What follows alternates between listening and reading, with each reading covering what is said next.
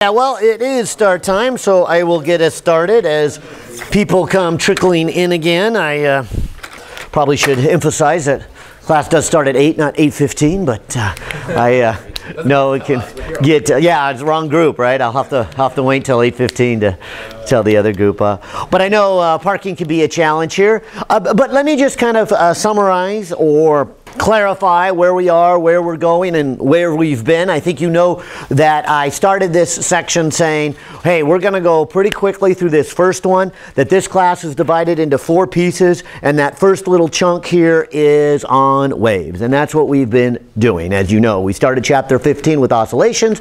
That led to chapter 16, which was on waves in general. And then the last time we met, we did chapter 17, which is on sound waves specifically. And now we're going to take one more step with waves. I'll call this the complex wave chapter. Actually, that kind of reminds me, what is the title of chapter 18? Superposition, anyways, which is a good title. Complex waves is also probably another good title, meaning that what do you get when you put multiple waves together? And that's what we're about to see. But just like the last 2 chapters, this will be the last time we're going to try to plow through a whole chapter in one lecture. And this one is a little shorter, if you will, than the other 2. So given that we were successful on the other 2, I think we will be successful here. And if we are, we can actually do some examples, which I know some of you have been missing a chance for me to do examples from these. But I will emphasize that we won't keep going at this pace for the rest of the semester. This is it. We're done. And we will get back to that pace of 1 chapter per week where we can do the lecture and then we can get into examples. And so that's coming. And I think that, like I mentioned before, if there's any chapters that is survivable going at a fast pace and not doing example, it's these, because there isn't a big new physical principle like the law of thermodynamics 1, 2, and 3, or Newton's laws. It is taking what we already know and applying it to waves. So that's new in the sense that we are dealing with waves, but there wasn't really any kind of new physical principle. Well, with that in mind, then, I thought it might be good to start off by putting up one of the first figures. I think this is figure 1 in chapter 18, for those of you who got a chance to look at it. But as you guys just said, then, what is chapter 18? Oh, and I should add, I stopped myself short of, this is 15, 16, 17, and 18. We're done with this section. When's your test? Yeah, next Tuesday. So next Tuesday, we will have what I called, if you recall, a half test. So the first hour, so from 8 to 9, maybe another reason I should emphasize later on in the lecture, for those who want to be here on time, we'll start at 8, we'll be done at 9. We will do 2.5 questions that you can't really write 2.5, but there'll be a short one in there. So there'll be the 2 questions and a short one, and so involving this material. And when it ultimately comes down at the end of the semester to calculating your grade, this little test will be counted as half of a test, because the other half will be at the end, as I mentioned, when we get into modern physics. And so we'll put those 2 together for a score equivalent to a total test, and that will go together with your test from your thermodynamics and your test from your optics. And so in the end of the semester, you will have 3 tests that you will average in all of that. Okay, but we do have a change coming up here, and on Thursday we'll get started with our thermodynamics, and so we'll get started into 19, and I think a lot of what we'll see on Thursday you've already seen before. That's part of the reason why I want to do 19 before the test, get that kind of out of the way. Then you can take the test on Tuesday. Then when we come back, we can kind of finish up that chapter, show you some new things on Thursday, and then get a chance to do examples in 19 after the test, and get flowing then into 20, 21, and 22, which has a lot of material that you haven't seen before, with some more calculus and some harder stuff. All right, so what I wanted to say here is let's try and plow through chapter 18 here and see how much we can get accomplished. And I'm thinking we'll pretty much cover the chapter. Here's the title. It's called Superposition. I guess they also throw in superposition in standing waves, although I guess I would classify standing waves as yet another example of superpositioning. But it's such an important one that I guess your author wants to kind of point it out that, hey, standing waves is what we really want to make sure you learn, and the other waves that come into here. And so to get us started and give you one of my silly jokes that you've heard over and over and over, do you want all the answers to all the homework problems here in this chapter? Nope. It's right here. It's a property we learned in chapter 16, so it's not even new for this chapter. It's called superpositioning. So let's review that. What did we mean by that word superpositioning? Do you remember? And it's really that picture, exactly. What it means is that if I were to write down the equation of a wave, I'll call it wave number 1. And what we learned in 16 is to be represented as a wave, it must be a function of x and t, and the x and t must be related in this fashion. Okay. If I had a second wave, wave number 2, which, again, for it to be a wave, would have to be perhaps a different function, or even the same function, but it too would have to be a function of x and t, and we could even have different wavelengths and different frequencies, so maybe I'll put a 1 for wave 1 and 2 for there. But the idea of superpositioning was this. What happens when these two waves meet? What is the total combination of those two? You do nothing more than add the two mathematical functions together. That's the way nature behaves, and that's the point here. And as you guys pointed out, this is a physical example of superpositioning. And so if wave number 1, in this case going to the right, and wave number 2 going to the left, and if you describe them mathematically, the total wave is nothing more than the sum of the two. And as long as those two are not touching each other, if you will, it kind of just keeps moving along. And that kind of makes sense, that that is what this equation would do. These little arguments in these functions would say move, move, move, move, move. I think the more interesting part is what happens when they begin to overlap. Their patterns overlap. Well, this describes it, I think, very well, is you just add the two together. So in this case, it looks like we've got little humps on a rope here, but this is saying up and this is saying up. And so when they come together, you just add them together. Right now, it almost looks like you only have one hump after all of this, but it really is the sum of the two. They're trying to say this one is actually bigger than number 2 by itself. It is 2 and 1 put together. And then a moment later, of course, they pass on in their own way. And if we look at diagram number 2, you see exactly the same thing. Where is number 2? It just, in this case, we've got the second wave going down instead of up. And so when you bring them together, like right here, you can kind of see they're still separated. But a moment after that, they come together, and what you'll see here is the result is more of a smaller wave, because one wave is saying up and the other one is saying down. And that's what I tried to show you in chapter 16. And that is where I want to begin by saying that is the answer to everything we're going to do. Now, we're going to look at some complex patterns of putting waves together. We'll start off with just working with 2 waves put together, and then from there we will build up to eventually having a lot of waves adding together. I think you do a fun lab next week where that is the point of the lab, is to take a wave and then another wave and another wave, and I think you take a total of 10 waves in the lab and put them together. We do it a little more mathematically than physically, but we spend a lot of time in front of the computer plotting the waves and whatnot. But I think you get a good picture of what goes on in what we're going to call a complex wave. That's why I would say a better title might be complex wave. The principle is the superpositioning, and the total effect is nothing more than the combination of those waves. And so if you watch for the next 2 hours, that's all you're going to see me do, is put waves together. In fact, this kind of leads to picture number 3 in the book. Once we get the principal idea, is let's start with what I might call the simplest case, although you might argue there is no completely simple case here.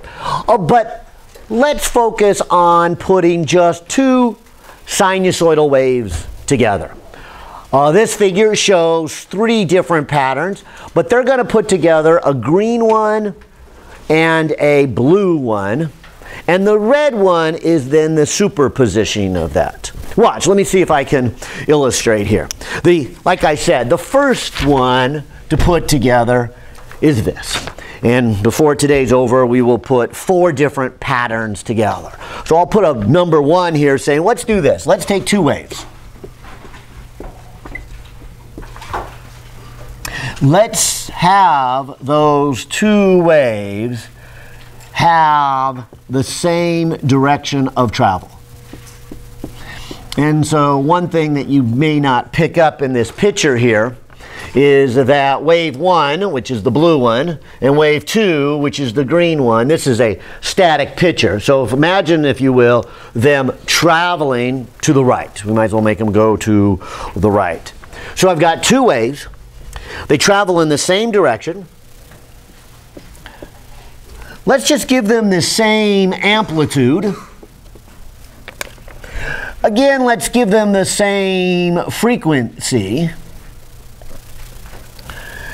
Let's give them the same wavelength. Let's give them the same speed, although once I just gave them the same frequency and the same wavelength, they must have the same speed, since frequency times wavelength. So that's kind of repetitive there, but trying to emphasize everything is the same, except let's give them a slightly different phase. And so this will be our beginning discussion here, our first step here. Looking at 2 waves that are essentially identical with a small difference, so we can study that small difference and then begin to ask our question, well, what if their wavelength is different? What if their frequency is different? What if their amplitude is different? And start putting all the pieces together one by one. And so what I would do is something in a graph that I hope is illustrated right here. I would say, let's take 1 wave, which maybe I'll try to color code it with the book here. The book uses blue for the first one and says, okay, here is the first wave, blue. The second wave, they put in green. Now, this green one may be out of phase. How much is a discussion we want to have. That's why your author has 3 pictures here. I think it's best illustrated in the C here that they are clearly a blue one and a green one out of phase. They're very much out of phase here. The first one is misleading. They are in phase completely, that the green one is covered up by the blue one, and you don't even see the green one. They're exactly in phase. So let me not draw them exactly in phase, otherwise they just cover up each other and you don't see it. So let me kind of draw what C looks like there, but these are our 2 waves. And we put them together, and then your author does it in red and says, what is the result of those 2? And again, let me emphasize it as we get started. I'm going to do nothing more for the rest of this lecture than apply the superpositioning principle. And we're going to look at some interesting cases that result here in the superpositioning principle. And if I were to put those 2 together, what would I get? And I think the first one is probably the easiest one to see. If you put 2 waves with the same amplitude and they're in phase, well, their crests are already lined up, their troughs are already lined up, and so the result is that red line is pretty tall. You get a large amplitude. We called that in chapter 16 a constructive interference. On the other hand, if they are completely out of phase, and so the crest of the blue one and the trough of the green one line up, you get canceling. You get one going up, you get one going down. The result is this red one, and you get 0 all the way across there. And we call that destructive interference. But mathematically, I'm doing the same thing. Whether they are in phase or out of phase, whether it is constructive or destructive, I'm just going to add the two waves together. The one that I think shows a little more interest here is this one where they represent it at 60 degrees out of phase. Kind of looks like the picture I've drawn. And what they say, what do you get when you add those two together? And you see a wave that looks like it is same wavelength, same frequency. Let's run through the math here. The amplitude has changed a little bit, and that's what I want you to see here. And so if I were to come over here and apply my idea of superpositioning here, let's give it a shot here. Let's take these two waves. Let's first take the blue wave and write out it mathematically. And maybe I'll color code it here and say, okay, wave number 1 would have some amplitude, sine kx, and since it's going to the right, it would be minus omega t. And so that would be my mathematical description of, say, that first wave, y1, the blue wave. A mathematical description in the green for the second wave might be this. Since it has the same amplitude, I'll put A. I'll put sine here so that I can put a kx, same k, because I want them to have the same wavelength. I'll put a minus because I want them to go in the same direction. I'll put an omega here because same frequency. But one step different. Some kind of phase different, shifted by a little bit, plus or minus. It looks like in my picture I have pulled the axis back a little bit, maybe about 60 degrees or maybe even less than that, well, 45 degrees. But in my case, the phi would probably be a negative 45 degrees, kind of looks like in my picture. Okay, they've got it's a positive 60 degrees in their picture. Okay, but again, not paying too much attention to which picture, this is what we mean by out of phase. So again, two waves, everything the same except in a different phase. What do you get when you add those together? Well, here's where our math is going to come into play. And again, here's where we're not going to do any new physics per se. We're just going to add those two together. And so we're going to ask this question: what is the total wave?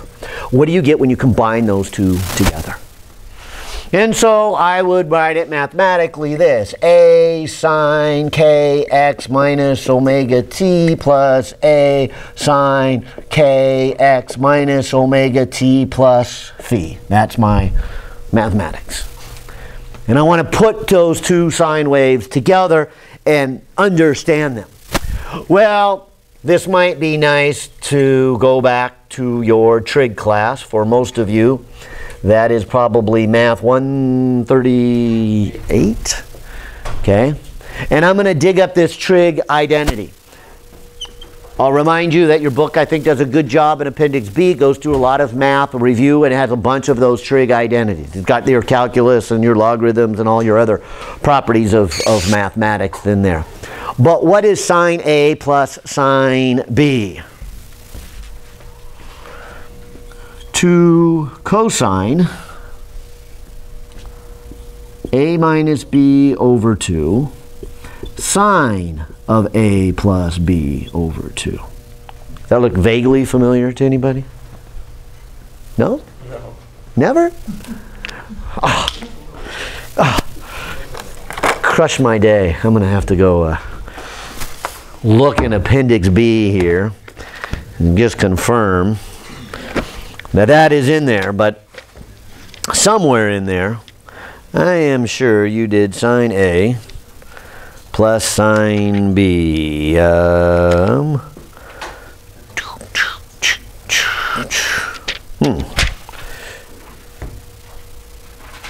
there it is. Sine A plus or minus sine B. Yeah, good. So it's listed. They've got cosine, they got difference, they've got sine of A plus B inside the argument. You're probably more familiar with that one.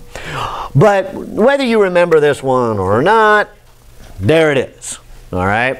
That's one of your trig identities. And it's going to be a powerful one today because we're going to add waves together. And that's what this essentially is, right? It is wave 1 plus wave 2. How can we take the two waves, put them together, and see what they are equivalent to? And that's what I'd like to do here. I'd like to apply this identity to this wave. And so when I do that, I will have something that looks like this. I will start and factor out the A. The A is the same in both. That can factor out. That's probably why calling this same amplitude made it a little bit easier to deal with here. And so I pull out the A. Once I do that, I can put a 2 in front. That's part of the identity. And then I have cosine of the difference between them. And so let's call this A, and let's call this B. And so if I take A and subtract B, I'm hoping you notice something right away. That cancels with that. That cancels with that. And you're left with just phi. You may argue it's A minus phi, since it is A minus B, although a cosine is an even function, so whether I put the minus there or not becomes irrelevant. In fact, I'll get rid of it in a second. But for starters, I'll put the negative in there. And the other part here then is the sine of.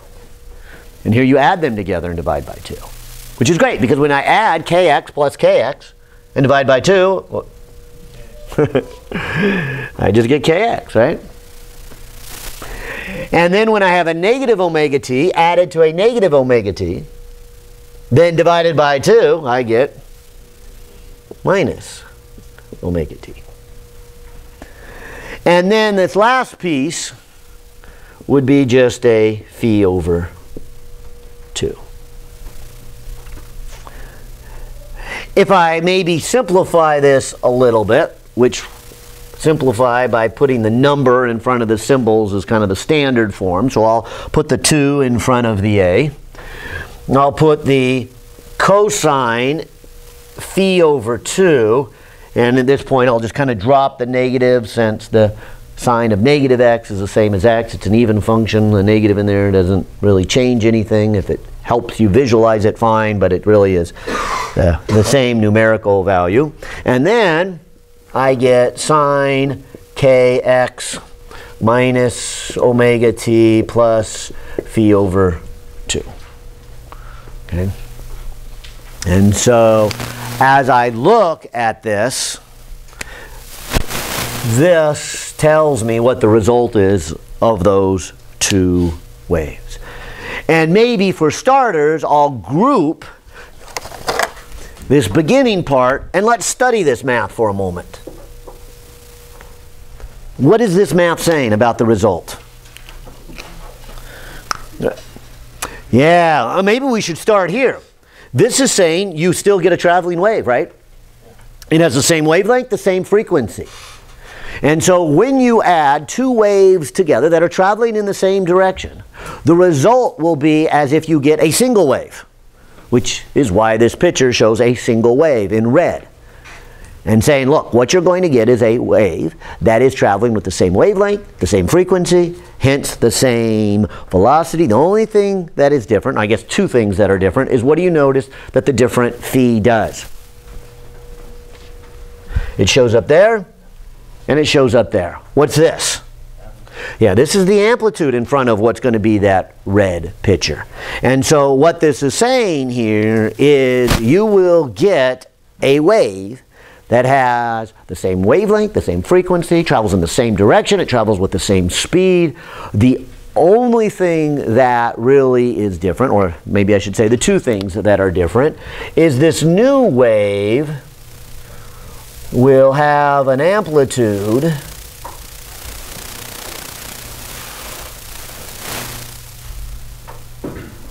that its size kind of depends on the relationship between these two waves. For example, what if phi was 0? Yeah, then cosine of 0, which is 1, just gives you 2a. That's this first picture up here. This is a. That's not a surprise that what you're going to get is an amplitude that is twice as big as any one by itself. That's kind of what we expected because we aligned crest with crest and troughs with troughs. And likewise, as shown in B, what if the two waves are 180 degrees or pi radians apart? What is the cosine? 180 divided by 2, that's 90. What's cosine of 90? 0. And so you get an amplitude of 0. And that's what is showing in figure B here. It is showing you a flat red line saying no amplitude, which again, hopefully conceptually makes sense because we've got the crest of one lining up with the trough of the other. Yeah. So with that equation, we can only add two waves that have the same amplitude? With that equation, yeah. With that trig identity. So we're only going to add waves with the same amplitude? Yeah, that's about as far as we'll get.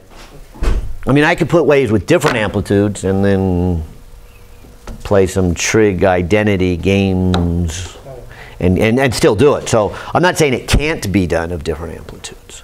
And you'll get some very similar looking patterns with added effects. And you will do that, just not this semester.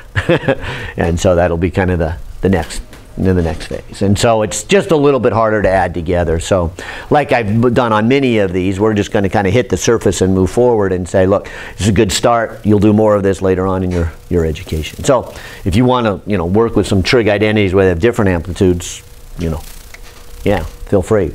And you get something very similar to this. You get a wave that, has the same wavelength, has the same frequency. Its amplitude is got a little more complex stuff in front, which you can work out actually from the law of cosines of triangles. But I digress here. So let me just focus on this one because this will get us our good pattern. And I want you to see you can have different amplitudes. The last one, the C, the kind of the one I've drawn up here, is set up, and in this case 60 degrees. So that in this beginning part here, I would take cosine of 60 divided by 2, that's 30. Cosine of 30, is that what, root 3 over 2? Anyways, and then times the 2, so that would cancel. And so you would get an amplitude of root 3a, which root 3 is like, what, 1.7-ish? Is that? Yeah, 1.7-ish. So their picture should have an amplitude of about 1.7 times the amplitude of any one of them. So it's not twice the amplitude right here, but it is a bigger amplitude. And of course, depending on the phase, it would come out to be an amplitude bigger than A or less than A, depending on how they match up. That's what I'm trying to illustrate. There's a lot of ways we can match them up, and this is how we would calculate what the new amplitude is. So simply put, these two waves can be then viewed as one wave, right? With an amplitude that has been adjusted. I would also say a phase that has been adjusted, but we don't focus too much. That's the second little thing. What's this part doing? It's kind of shifting the phase, and look where it shifted to. Where does this equivalent wave, the sum of these two, where does it peak at? Phi over 2, yeah, halfway in between. And so I've tried to draw it in my picture so that the peak of the red one is halfway between the blue one and the green one. And that's what you see here. And that's the lesson here, that two waves put together are equivalent to one wave. That's the result we get. And the amplitude of that one wave and the phase of that one wave are determined by how those two waves, the relationship of their phase to get them started. Yeah. So technically the peak of the resultant wave would be closer to the wave that has a lesser phase shift?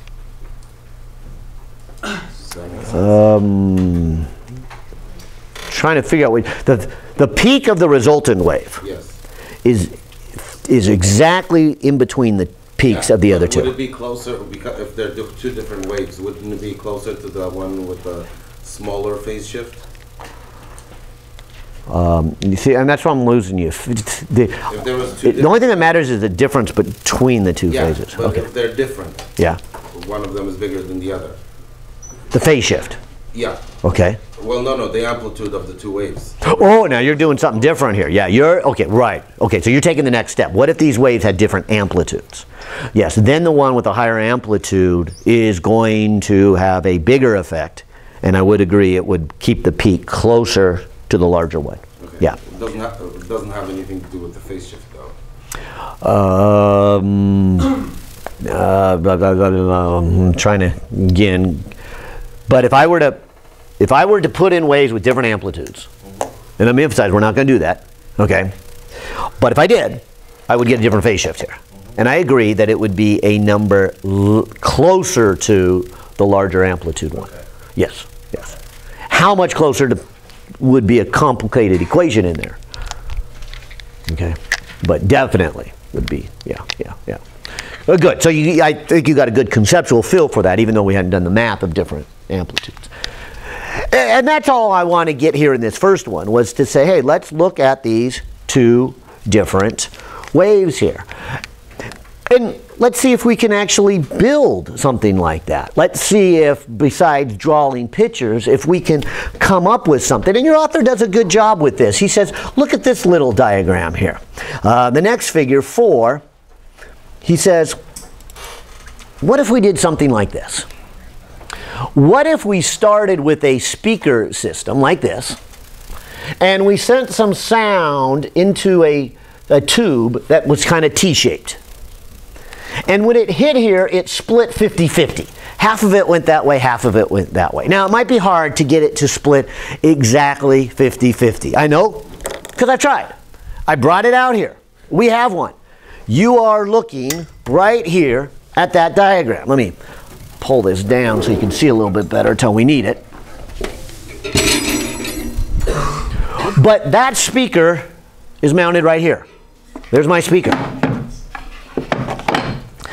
In a moment, I will turn on this signal generator. I will send sound waves to this speaker. This speaker then will send sound to this tube and split it roughly in half. So I will have roughly 2 waves with the same amplitude. It won't be perfect, but it'll be pretty close. Then watch what happens here. The wave travels around one side of this tube, and the other one travels the other side of that tube. They're going to re-meet here, which in mine is right here. And then these 2 waves are going to come together, travel to your ears. And so what we will have going to your ears are 2 waves right here. Wave 1, wave 2. Same amplitude. But what will be different about these waves? Why are they in different phase? All right, so the way I'm going to adjust this phase is very important. You see in the physical picture here. The phase would really be, how many wavelengths do I have here, right? If from here to here, let's say, is 2.5 wavelengths, but from here to here is 1.5 wavelengths, and I don't know if that matches there, but see how they're going to be out of phase. You might say this one being, what'd I say? 1.5 here, and this one being, that was probably a bad first choice, 2.5, because when they come together, they are out of phase by 1 whole wavelength. That's essentially of being back in phase here. And so that was, I suppose, a bad first choice here. Because if I put in out of phase by 1 wavelength, what number goes here? 2 pi, right? And 2 pi divided by 2 is just pi. Cosine of pi is, -1. And the amplitude is essentially the same here. And so, if I turn this on, you will hear the resultant wave. Do you hear 2 waves? What if I change this path length? I don't know if you noticed, but this length can be changed. What did you notice already? The amplitude has changed. If we go back to our sound waves, the amplitude is how loud these are. And so if I adjust it in such a way that this is a small number, then I am getting what we might call more of a destructive interference than a constructive interference. And the result of these two waves is a small amplitude. And so if I could adjust it so that one path and the other path differ by a half a wavelength, or 1.5, or 2.5, or 3.5. I'll turn it off here for a second so I don't have to talk over it. Then what is happening with these two waves is something that looks like that picture B, where a crest of one is lining with a trough of the other, and the two cancel off, and what goes to your ears is a wave of 0 amplitude. Of course, I didn't get it all the way to 0. That's why mine is a little bit less than perfect, because it doesn't split 50-50, and this longer path length loses more amplitude than this one. So even if I did get the amplitudes the same, by the time they travel that distance, they're still not the same. But if I could get exactly the same amplitude, they would exactly cancel. But I can get it reasonably close that I hope you are convinced that they are now canceling. And if I keep going, what would happen now? Yeah, it starts to get loud again because they start to line up again. And so the key to this is to kind of look at the path difference, the physical path difference between these two does result with the waves being in a different phase. And so as you will see as you begin to do these problems, is you are going to need to know how these two waves are coming together. What is the phi? The phi is getting from the physical path length difference. Your author in that diagram does a good job of saying, let's do this.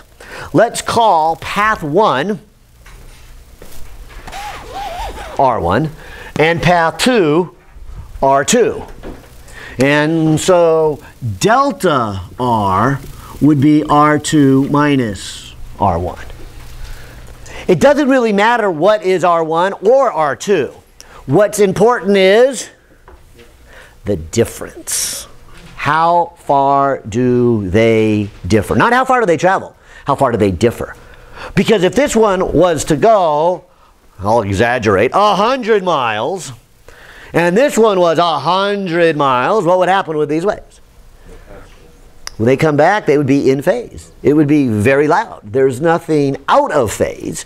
That is, the crest when it got here would line up with the crest when it got here, and the trough when it got here would line up with the trough when it got there. The real effect begins to come into play when there is a difference between them. So again, let me emphasize, it is not just path 1 and path 2, it is the difference between path 1 and path 2. That's what you'll be looking for in the homework. And I will show you in the first example if we get a chance to do any examples here today. But that's what you want to focus on. What is the delta R? What is the path difference between them? Because as you are beginning to see here, how these waves come together depends on their phase. Their phase depends on how long they are. And I claim there's a mathematical connection there. There's got to be a mathematical connection between what I would call the physics and the math.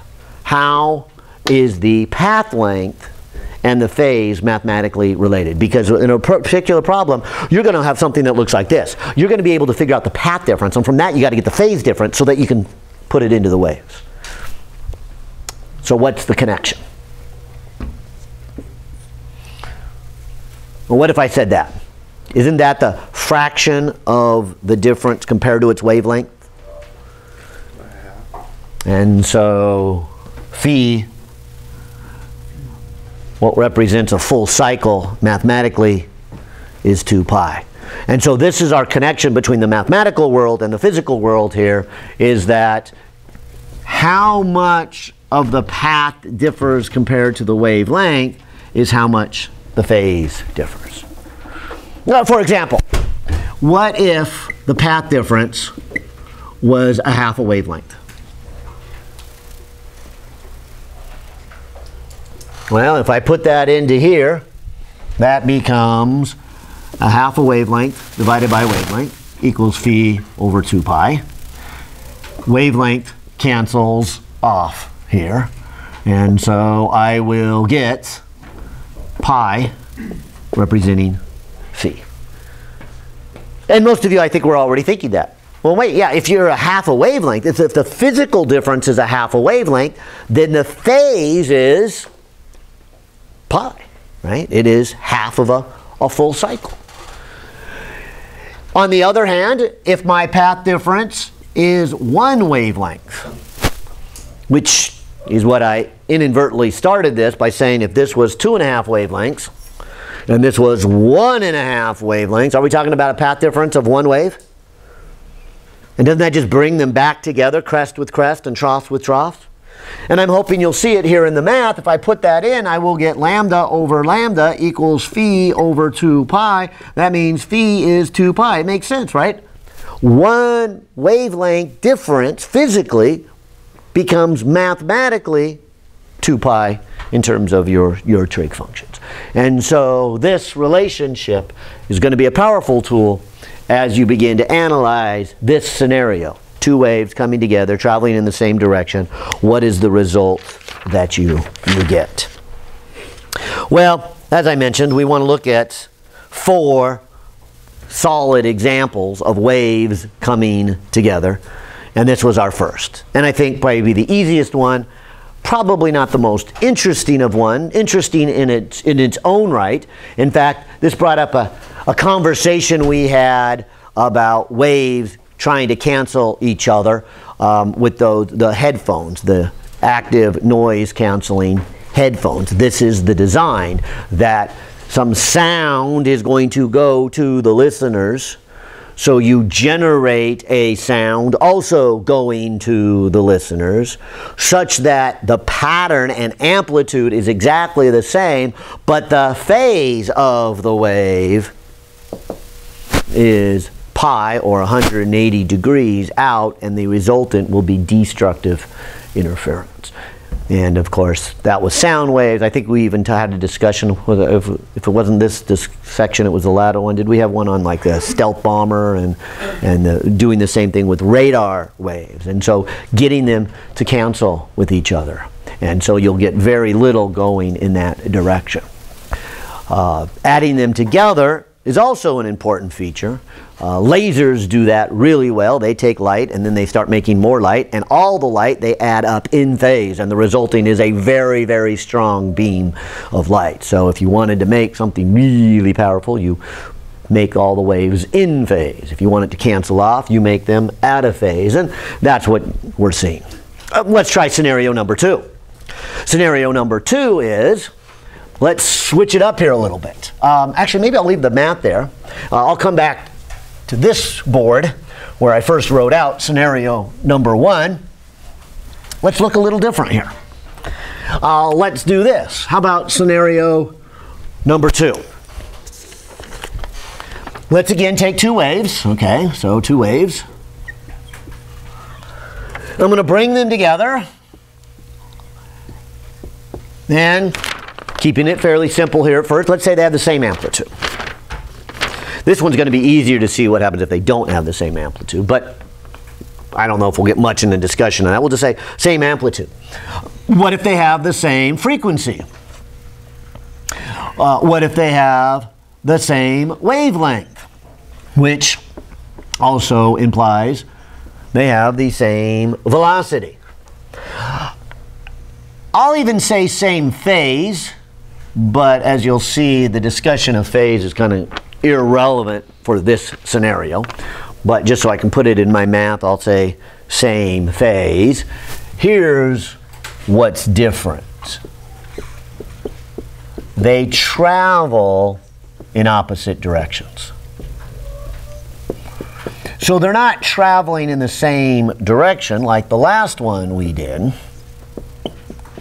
They travel, say, towards each other. Kind of a head-on collision here. And as you will see, this will become a very powerful answer and description. And so we give it its own little fancy name. We call these standing waves. And you'll see the name is very appropriate here. But let's run through this. What would this begin to look like? And again, I think your author has done a pretty good job here. Now, maybe I'll hold off with the picture. Let's run through the math first and say, okay, what would it look like here mathematically? Well, I'll go to blue and green again. So here's the blue one, amplitude, and I'll just make it going to the right. Green one, what do I have here? And I guess that's going to change everything down below, so maybe I'll just erase everything down here below. But how would the second one look mathematically? Yeah, right. So I will only change direction. And so I'm going to take the green one and put a plus sign there. That means it goes to the left. So I've got one going to the right, I got one going to the left, and as I said, in the same phase, so there's no phi to worry about. But here's why I said that the phi part of it is kind of irrelevant. It's just going to make my math a little bit easier. But you could start your clock, if they're heading towards each other, you could start your clock anywhere you want. Their phase is kind of irrelevant because they're not traveling in the same direction, so there's no relationship between those. They go head on. So phi is, like I said, not even a relevant discussion. So I'll call it 0, it'll make the math a little bit easier, but let's add them together now. What do you get when you add these two waves? So here is my total wave. Wave 1 plus wave 2. So I'm going to add wave 1 and wave 2 together. And again, I'm going to take advantage of that trig identity. I'll start off by writing the first wave to the right and the second wave to the left. Each of them having the same wavelength, the same frequency, the same amplitude, and also then the same velocity. But now, what would I get? What would the result of these two waves give me? Well, as we pointed out, we could factor out the A, okay, and then the trig identity, if we call this A and this B, then we're going to have 2 times the cosine of their difference. And then sine of their sum, each divided by 2. So let's subtract the 2. Let's go A minus B. Well, if I go A minus B, what do I get? A minus B. The kx's go away. But the omega t becomes a negative 2 omega t. And then don't forget it's divided by 2. Whereas the other one, if I add the 2 together, what do I get?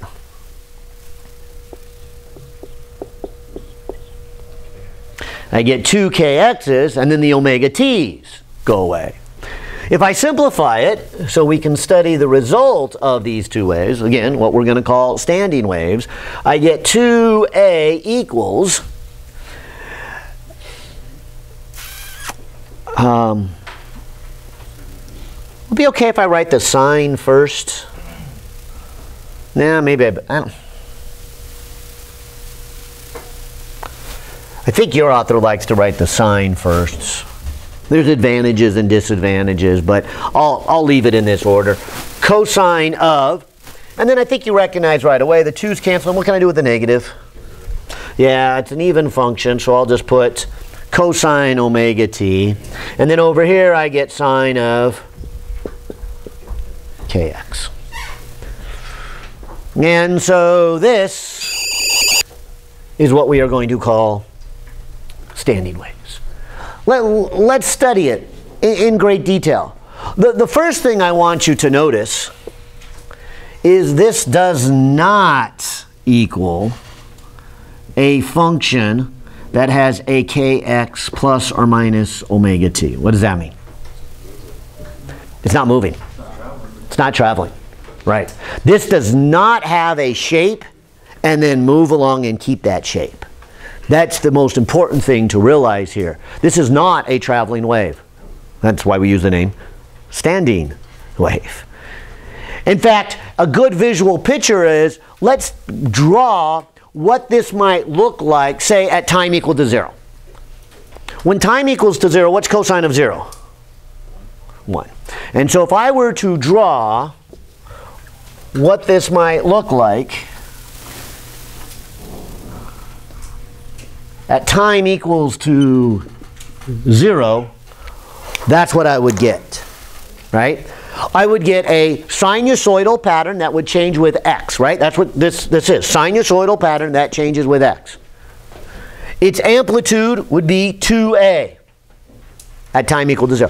What would happen a little bit later, a moment in time later, when time progressed a little bit? So maybe instead of this whole thing being a 1, maybe now it's become like a 0.7. What would the picture look like? I'll draw it in blue.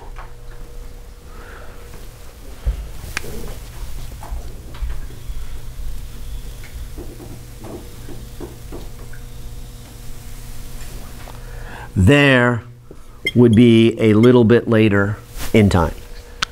Did the crest move along? No. What happened? It got smaller. The places where the zeros are crossing the x-axis have remained where they are. You do not have what would look like a movement to it. Now, maybe that makes a little sense if you come back here. What is this wave really made out of? Two waves that are traveling, but one to the left and one to the right. There is no net movement. So hopefully that goes together when you look at something like this and you realize I do not see a crest going to the left or a crest going to the right. And the reason for that is I really have an equal of those. I have no net flow. And so that would what it would look like a moment later. How about a moment after that? Yeah, eventually maybe it would look something like this. And of course you would get that when this cosine function came out to be 0, which we would have cosine of, say, pi over 2 here. But at some moment in time you would get a 0, you would get a flat line. What would you get a moment after that? Yeah, you would get then a negative number with your amplitude. And you would get something that might be drawn like that. And then finally, my last one here, what would it look like a moment after that?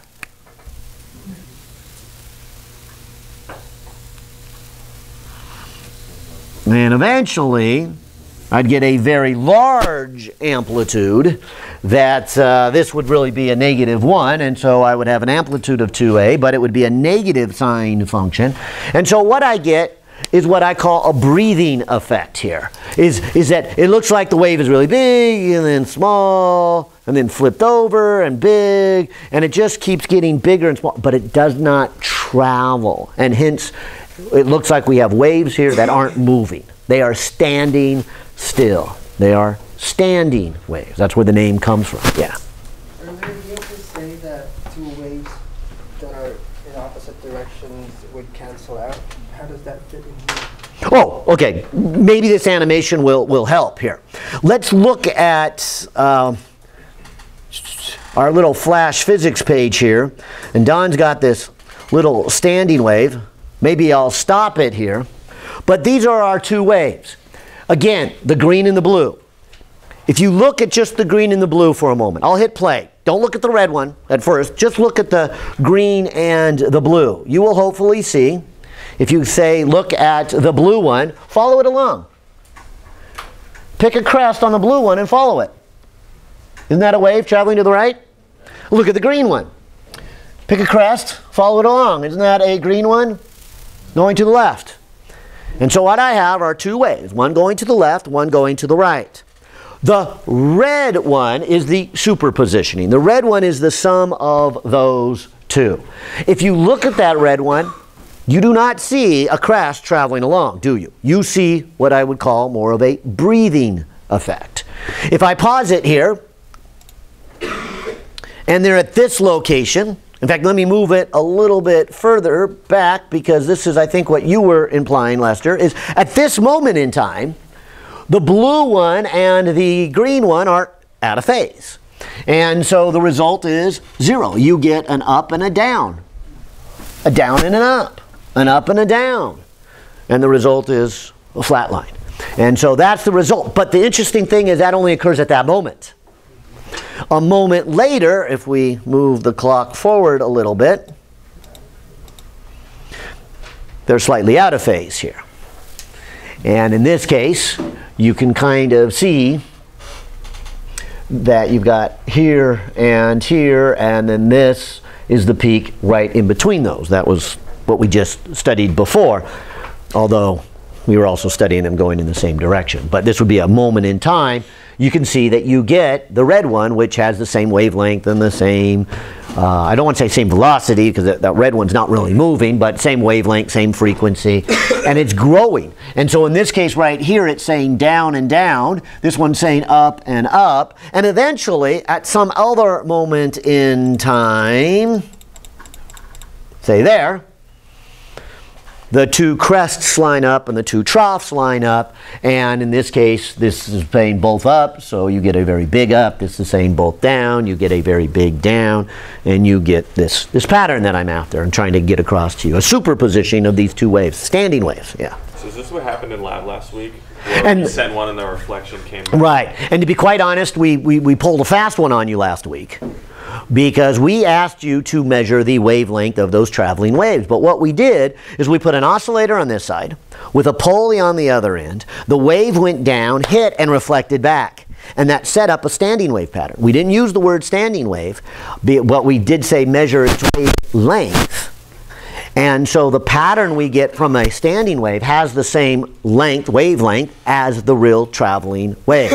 And so we didn't go into detail on that, but the truth was we didn't want you to have to try to make a wave and run along with it to measure its wavelength. We put it down to the end and reflected back. In fact, it's really the same demonstration I did also in chapter 16 and wanted to do again today by saying, what pattern would I get if I took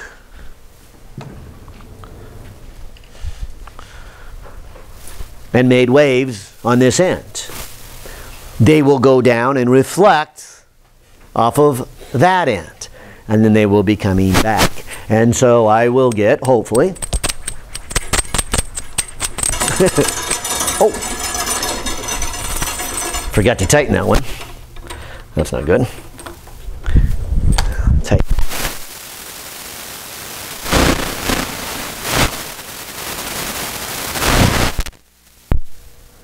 Lights on. Can you hear me? Yeah, check to make sure I got it back on there. Am I good? All right, good. All right, so if I set this up, well, I'll just do that one for a moment. But I can have what hopefully looks like that. I'll do a little faster so you can see a few more in there. But there is my standing wave pattern. That's the result you get when you bring the two waves together. And so, like I said, I hope you see kind of that breathing effect. Yeah? I'm having a hard time getting the concept of the standing wave. So if you're walking through that wavelength, do you like one moment you don't hear it when it's zero, the altitude is zero, and the other moment you hear it? Okay, so if these are sound waves, Yeah. okay, let's take a close look at this. In fact, this will be a good opportunity to throw two new words out here. Notice there's some interesting points on this standing wave. These are called nodes. What do you notice about these little points that are labeled nodes? The amplitude is always zero. It doesn't matter what moment in time. If I pause this for a second and go back to the obvious node, or zeros, there you get zero everywhere, right? You got two waves completely out of phase, you get a zero everywhere. But as you go forward in time, if you will, say there, this blue wave, which was traveling that way, this way, and the green one, which was traveling that way, cancel right there. And that is the result. Whereas over here, you don't get a canceling. Over here, you don't get a canceling. But that little, what I'll call the magical point, the node, is quite interesting because it will always give you 0. No matter where I stop this picture, you will see that the green one or blue one is just as high up as the other one is down, no matter what part of the progress I am in. Whereas there are other points which are called antinodes because they are halfway between the nodes. But what do you notice here at the antinodes? Yeah, that's the place where the interference will get to be the most. Now, granted, there are moments in time where that red line is right there. Okay? But if you think of these as sound waves, then this would be the motion of the molecules. So, if this was a long hallway, and I had sound coming towards me and sound going away from me, and again, they're the same wavelength, I'm in the hallway. Let's say I am standing at this point in the hallway. How much do those molecules move? None. So what do I hear? Nothing. So I am at a point where I get constructive interference all the time, and even though there's sound going this way and sound going that way, I'm not going to perceive any sound. I get destructive interference all the time. However, if I were to walk down the hallway to here, quarter of a wavelength, what happens to the molecules here? Yeah, they move a lot. They move the most of any other pattern. If I didn't go quite a quarter of a wavelength, even here, aren't the molecules moving? So I would hear sound here. But it would not be as loud as the sound here. And then it would get less here, and then eventually zeros here. So I would have places in this hallway where I would have destructive interference all the time. We call those the nodes. And you would hear nothing. In a perfect situation, you would never get that. The sound would ricochet off and bounce, and you're always going to hear something in there. If nothing else, it's going to reflect off you, and you're going to mess up the pattern. So what if you change the speed of one of them? Like you change the speed of the not much in that case. I mean, we'd still get the same, because they're still crossing this way. It's just kind of a relative difference how they would do it. And so you would get that kind of interference, but you would get then the nodes kind of moving along. Yeah. And if you were standing at an antinode, you would hear beating? No. No beating. Now, we'll get to that word. That's our fourth scenario. But a beating is what your ears perceive as things get louder and softer. Louder and softer. If you stand at one point, say the antinode, it's just loud. Okay, even when it hits 0? Yeah, because that is a sound wave. A sound wave is the molecules moving back and forth with time. Yeah. So if you stood at the antinode and listened to the standing wave, would that sound the exact same as a moving wave with the same amplitude? Yeah, the name we want to use is traveling wave, but yes. Yeah. Because, again, even though the mathematics of a traveling wave is mathematically a little different than this, remember, a traveling wave, when it gets to your ear, is only evaluated at that point. In other words, if I were to write down the equation for a traveling wave with some amplitude, when I go to say, what do you hear at your ears, I would put in a value for x. And to make my math a little simple, I would play wherever your ear is, let's call that x equal to 0. And so what you would get at your eardrum is sinusoidal motion to the molecules. And that's exactly what we have here. We have sinusoidal of the molecules at some point. And so that's why, whether it's a sound wave traveling to yours or a combination of two waves, you're going to hear the same thing, because where your ear is oscillatorial motion. So if you're standing at the antinode, you're still going to hear it even when the amplitude goes to 0. Yeah, but let me emphasize, I would not call that an amplitude of 0. A sound wave, as the wave goes back and forth, a traveling wave, there is moments where that molecule is at 0. Oh. Its amplitude is its maximum. You're still hearing that same. Right. So if I'm right here, I would call this the amplitude of that sound wave. So The molecule goes to 0. instead of going down the axis, it's just going up and Yeah, down. right. Yeah. So you don't get a beat, but you get the volume. Wah, wah. Only if you moved. Yeah, at the antinode, isn't the amplitude changing? No. Okay. Back to chapter 15. If I take a weight and I pull it down, that's its amplitude. When I let it go, does the position of the weight change? Yes, right? Does the amplitude change? No. And this graph, if I were to mathematically describe that antinode, its position of that molecule, I would write x as a function of time of that molecule is 2a, that would be calling a the amplitude of a single traveling wave, but that one molecule would go up and down.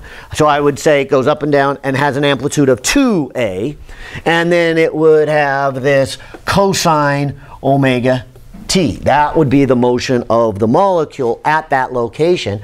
And that's the same effect I would have if I had a traveling wave where I put my ear at x equal to 0. It would go, the molecule would go up and down. Okay? And so be careful in this implication of this is not saying I have a wave, say, of amplitude here and it travels. That's not quite the same thing. And so I would not hear, as you said, beats. I would not hear a wah, wah, wah, wah sound. I would stand either here and hear nothing, here and be a little louder, here and be even louder, here would be really loud, less, and then nothing. You know, and so I have an amplitude. But I wouldn't have a loud, soft, unless I moved. If you ran down the hallway. Yeah, then I go, whoa, whoa. Then I'd get a loud soft, right? You're not getting that on video, I hope. Yeah, okay. and so again, this chapter is both interesting in the sense that we're not doing anything new, but it can get kind of complex here as we put the waves together and try to give a physical interpretation of what do we mean by the math here. Okay. Well, let's study this standing waves for a long period of time here. There's some neat things in here that you're going to see. Let me switch back to your author's diagrams here. He oh, I didn't want to do that. Figure 10, he kind of says, let's look at some different patterns here. And so if we have these two waves traveling towards each other, is there only one pattern I can have? Now, I tried to show you the simple case where I just had two waves with no endpoints. It gets a little more interesting in this pattern here, where in reality, when we build these waves, whether they be on a string or they sound waves in a hallway or whatever, there's a beginning and end to our waves, if you will. And so I think it's well illustrated here that, okay, if I make a wave pattern here, what patterns could I have? In other words, what patterns could exist that would follow, say, this mathematics, but yet at the endpoints where they are tied together, we have to have a node. And so keeping that in mind, that's where these pictures come from. If you're going to make waves, and in my case, on this long spring, and the waves travel down and reflect back, the condition that that is tied makes that a node. And so if I say this end has to be a node, it's tied.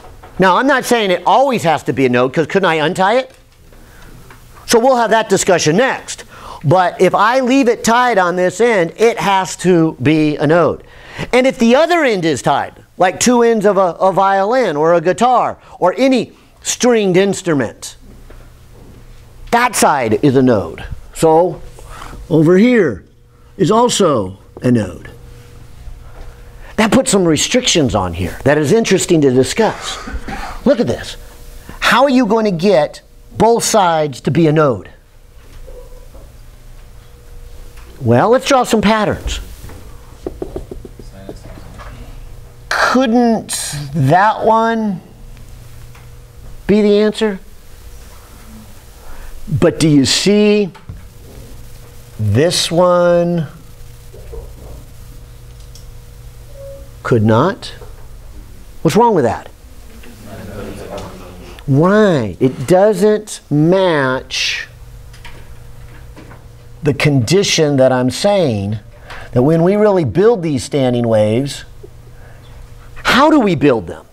And in this case, we build them so we tie the string on both ends. If both ends are a node, what is this math saying? Well, the easy thing is when x is equal to 0, isn't that automatically a node no matter what?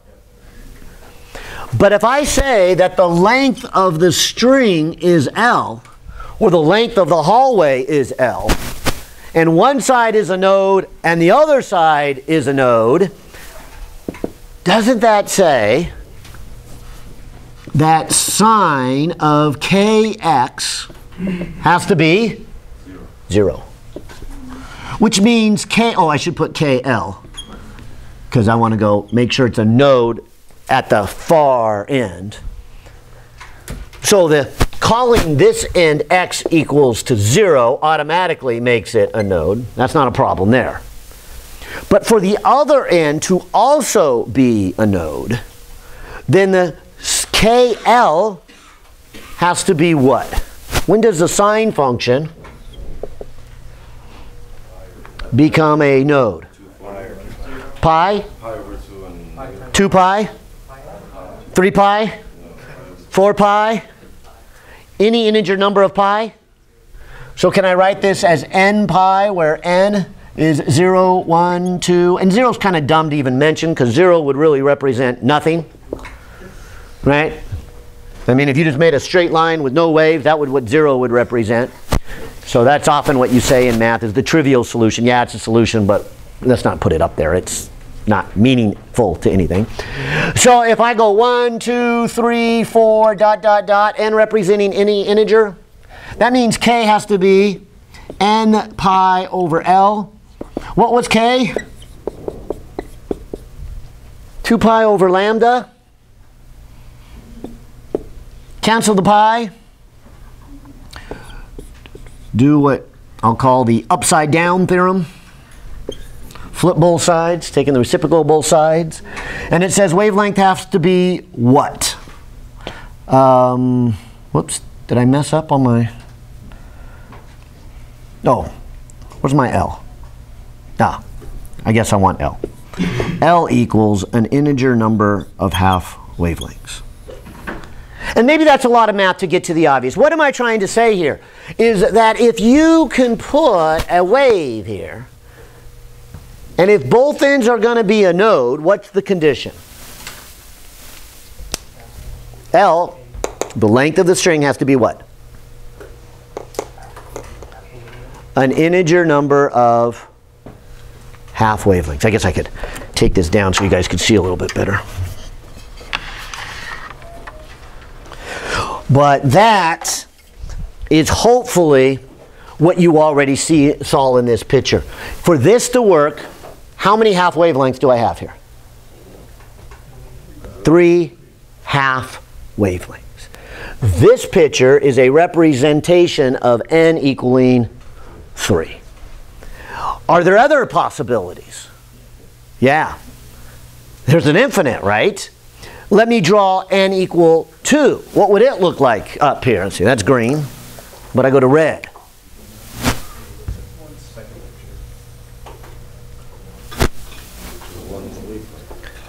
That's possible. That's 2 half wavelengths, or what you would say 1 wavelength. Anything else possible?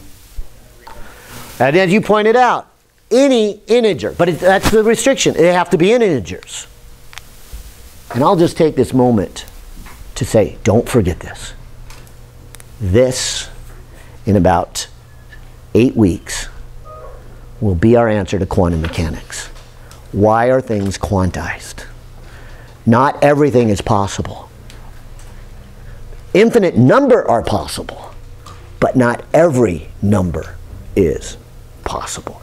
That's a consequence of our wave nature here.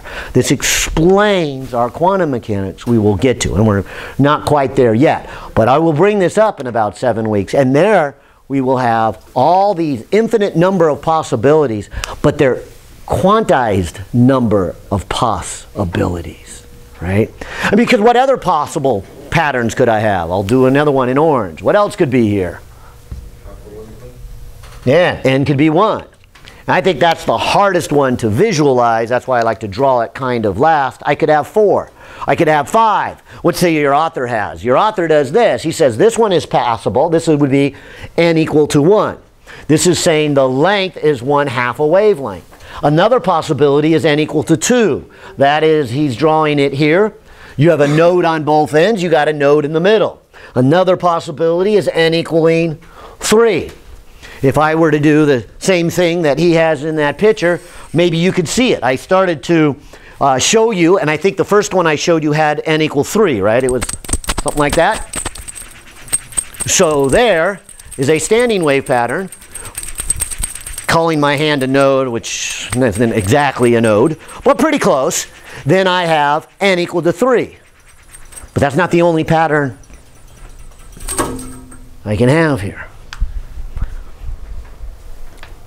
I could have n equal 2, which I think is the one that we also started to see a moment. Isn't your hand an antinode though? Well, the most movement is the antinode, so I would call this the antinode.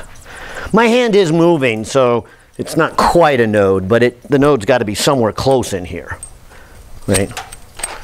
Because if you follow this pattern back, probably right about here would be where there'd be no movement. So that's probably more the node than my hand. And so I hope you're getting the idea here that when we have these patterns where we put ends on it, we don't have an infinite number of wavelengths. I mean, sorry, we do have an infinite number of wavelengths, but we don't have every wavelength possible. We've got a quantized effect of waves. Yeah. Can you do that with jump rope? Could you have Oh, sure. Sure. Isn't that what we call harmonics? Well, and I haven't used the word harmonic yet, but these are essentially the harmonics. We'll apply it to sound here in just a second. I don't know what you would do with a jump rope like that. I mean, because the other thing you need about a jump rope is you want it going around. But I guess you could. You could have 2 people jumping at different. Yeah. Yeah. Wow. Be interesting. Oh, but let me show you number 1. Here's number 1, right? And that's the one I want to make sure you saw, right? That is n equal to 1. Kind of boring. In fact, sometimes it's easy to forget that's actually a wave. The wavelength is so long that I would say here the wavelength is twice the length of the string. I may be able to get 4. Can I get 4 in here? Yeah, so yeah, there's 4.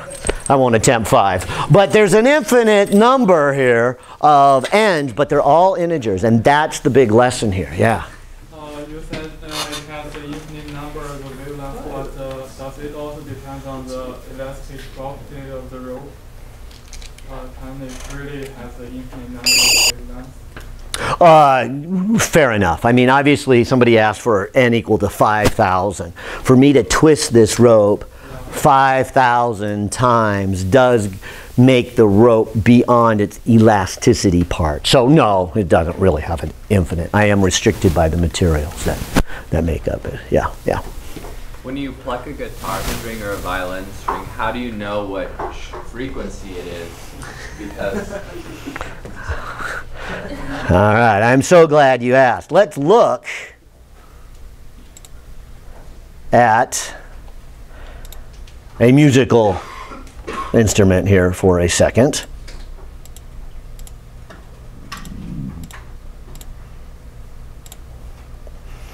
And here is a violin, which I think you said, or guitar, something in here. But the idea is if I take a stringed instrument, right, and I tie both ends, I have this scenario, don't I?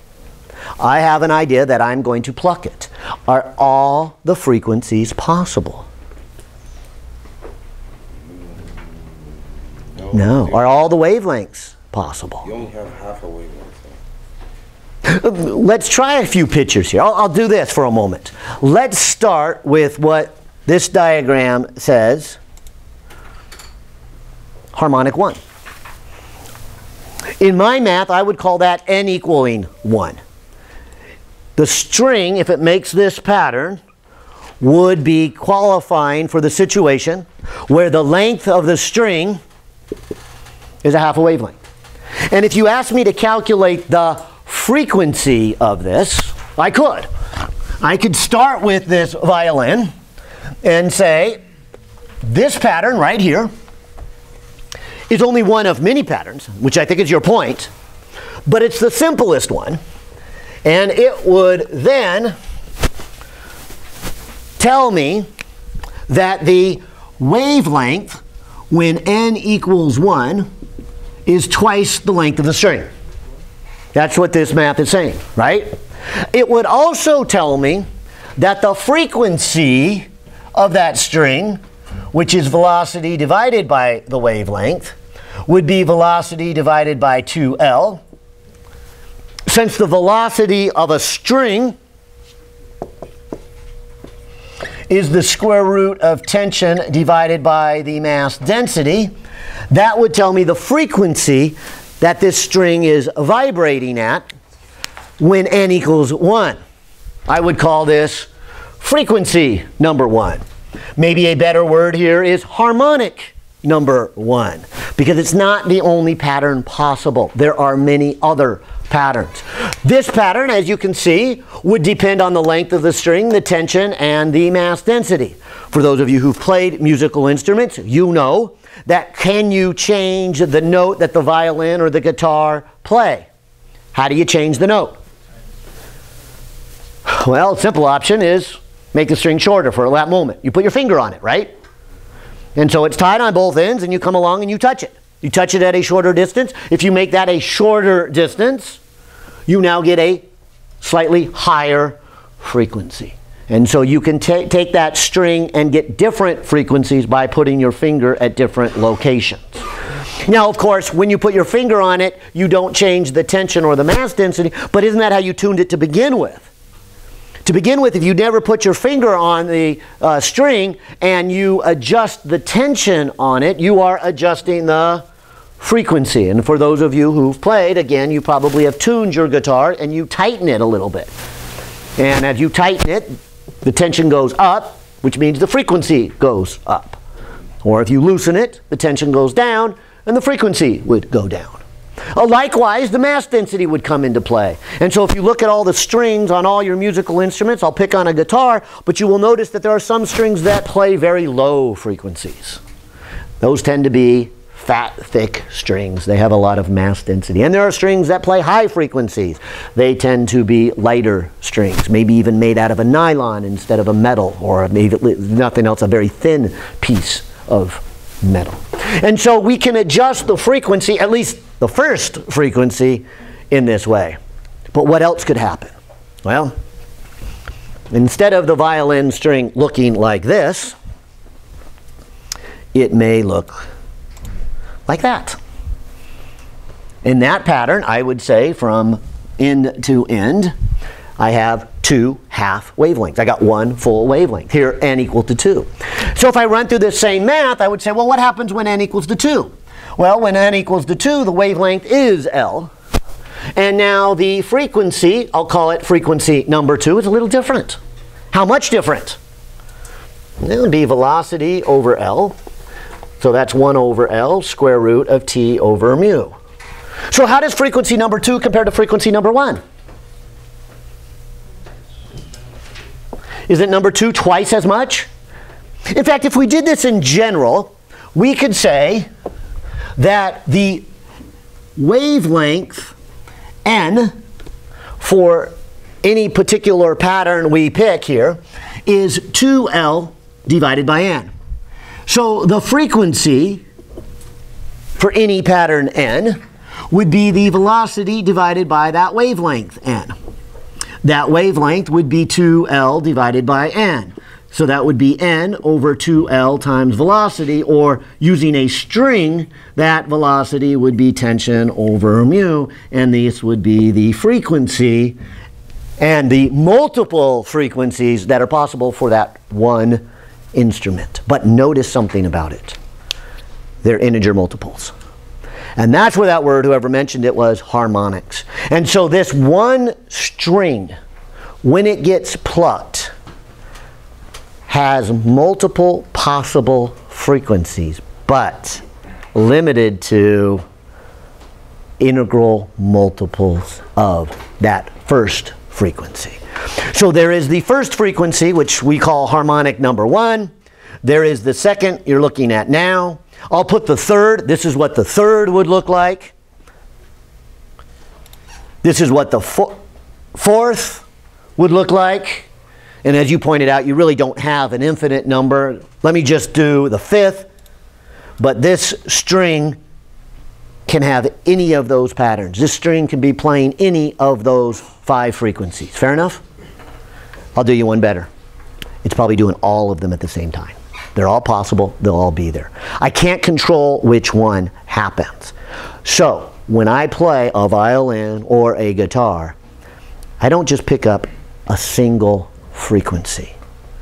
That little guitar here, or violin, 1 and 2, looks like this.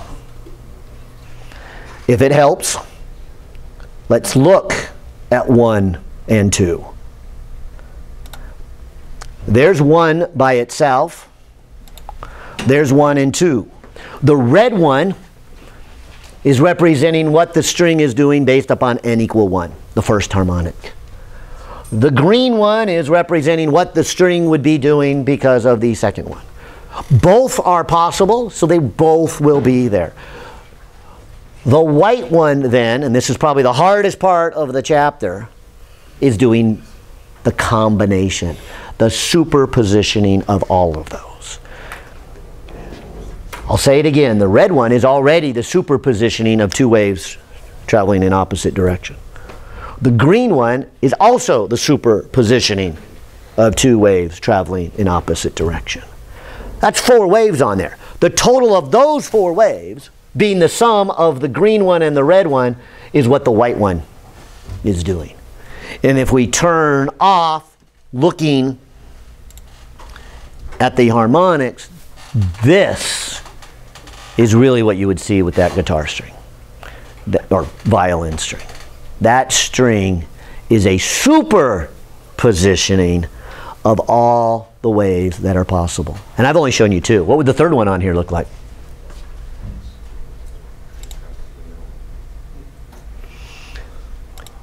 If you wanted to look at them, here's the 3 individual ones added together. But I think when you see the individual ones, it kind of takes your eyesight away from what really would happen if you took a slow motion picture of this string. This string would look very, very complex. And I want to emphasize to you, and that's why we do the lab next week, that complex motion of that string right there is nothing more than the superpositioning of harmonic 1, harmonic 2, and harmonic 3. And maybe here for completeness, what if we put 4 and 5 in there? And so if I actually play that string, here's what that string's going to look like. It's going to be a complicated looking pattern. And I bet if you saw that, you would say, oh my goodness, what note is that? But here's what that note is. That note is its fundamental, it's harmonic. Let's say it's playing A, which is 440 hertz. Then it's playing twice that, and 3 times that, and 4 times that, and 5 times that. And it's playing all those together. And so what you're hearing is not just a single frequency. That is not just a single frequency. That, if you break it down, is a sum of 5 different frequencies. In fact, if you slow it down, you might be able to kind of see how they go from constructive and destructive interference. If this helps with your math, it's the whole reason you guys are learning Fourier series and Fourier transforms. You could take something that is really complex in its shape and say it is equal to superpositioning of wave 1 plus wave 2 plus wave 3. And that's why you will do the lab next week. You will have a really complex wave, this white one. And you will then analyze that and say it is wave 1 plus wave 2 plus wave 3. You'll do the first 10 and stop. That'll be pretty good. But you'll get the first 10 harmonics. Bunch of questions, yeah. How are you able to constrain n to just be an integer? How is n not 1.5? Because it all came back to, Is it the nodes that make it so it has to be an integer? if you're going to tie this end, that has to be a node. If that has to be a node, then at length L, you got to get a 0 there. And then the math follows. And you can also see it, hopefully, in the visual picture, that you have to get back to a node. You have to have an integer number of half wavelengths. Anything else would not work on that string. Now, there's other ones we're going to look at here. But it wouldn't work when this one. Yeah. So the first one has 2 reflecting waves and the second one has 2 reflecting waves. So is that 10 reflecting waves total? Right? Yeah, I would call that 10 traveling waves. And then would you be willing to turn off the first, third, and fifth? I just wanted to see what it looks like with this. Okay, which one? The first? Yeah, so you only have even harmonics. Third, fifth.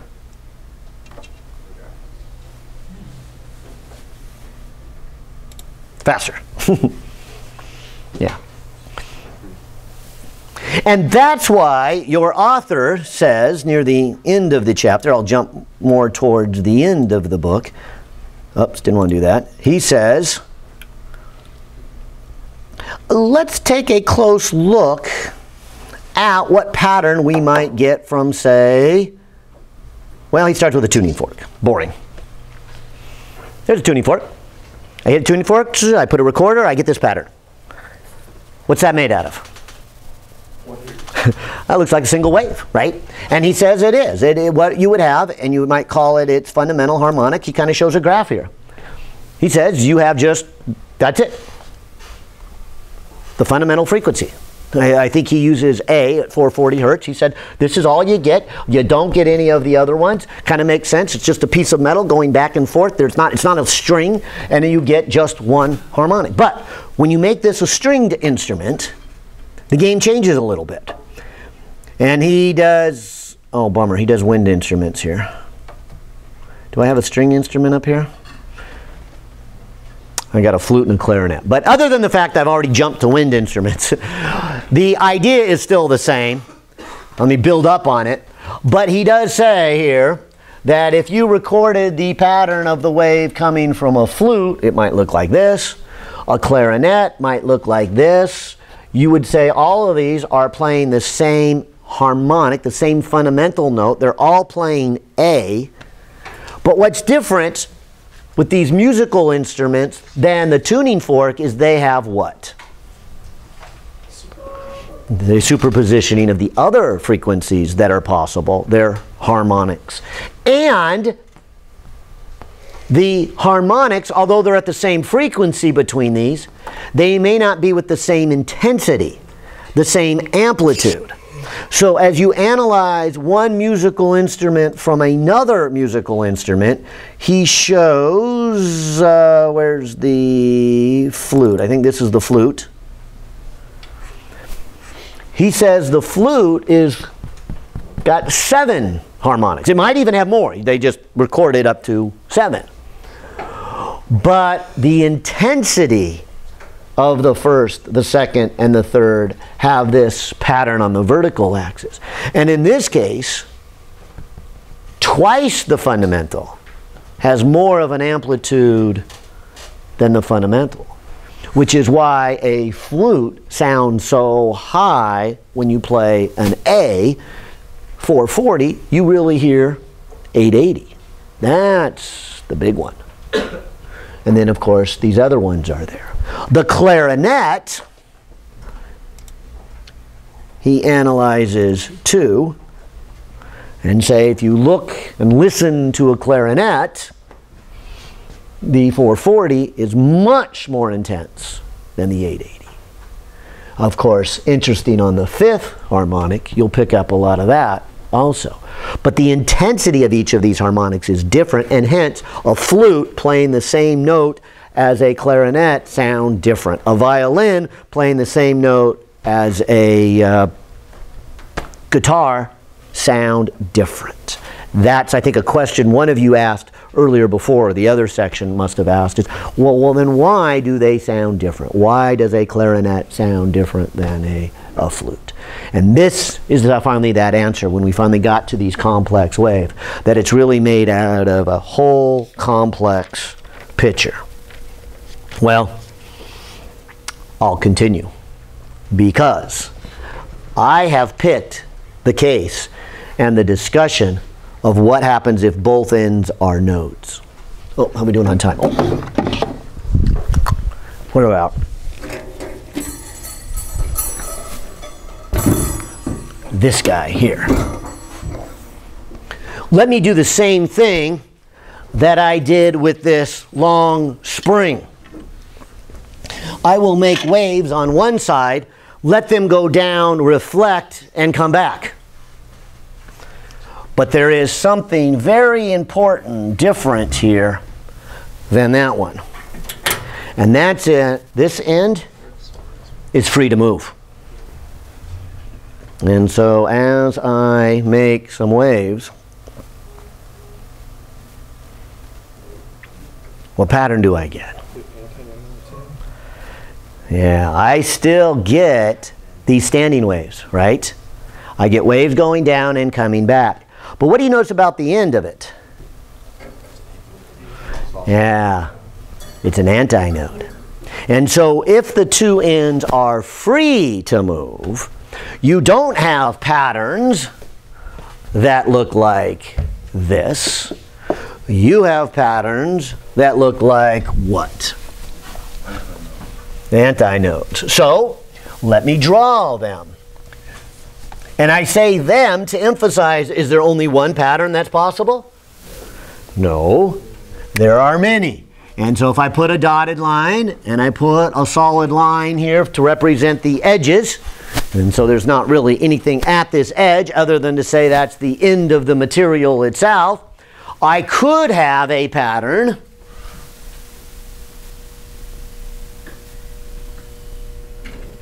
that I'll draw like this.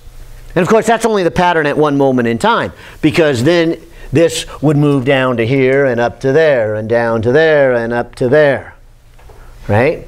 But if we do kind of the same logic and we say, look, this is the length of the object, L, or the where the waves are, the medium. What's the condition here? Oh, question. Yeah, well, if you don't have a node on the ends and you have antinodes, wouldn't that mean that you wouldn't have a superposition because you don't have a reflection?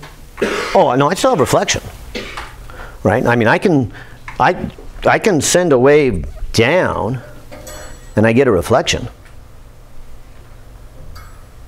The difference we said last time was if you make it a node, we didn't use the word node, but if you make it solid, you get a reflection that inverts. You always get a reflection. And so you're always going to get two waves coming together. Sure. It's just a matter of whether you have an inverted wave coming back or an erect wave coming back. Yeah. Anyways, this is one pattern, but is it the only pattern? Maybe I'll try some other colors here. What other pattern could you draw up here that would start as an antinode, finish as an antinode? Yeah, exactly. I could do maybe something that looked like that. Right? So what else is possible? Yeah, and are you beginning to see the same thing? That there are many possible. There's an infinite number of possible, but they're all quantized. There's a certain set of patterns that are possible, and so there's a certain set of wavelengths and a certain set of frequencies that are possible. Even though there's an infinite number of them, there is not every number. There's not something in between here. I guess another pattern might look something like that. And before I draw too many, maybe I better put some numbers in here. What do you notice about this black one? Now, I would say from antinode to antinode is half wavelength. So that's another half, and that's another half. I would say this black one represents 4 half wavelengths. The red one represents how much?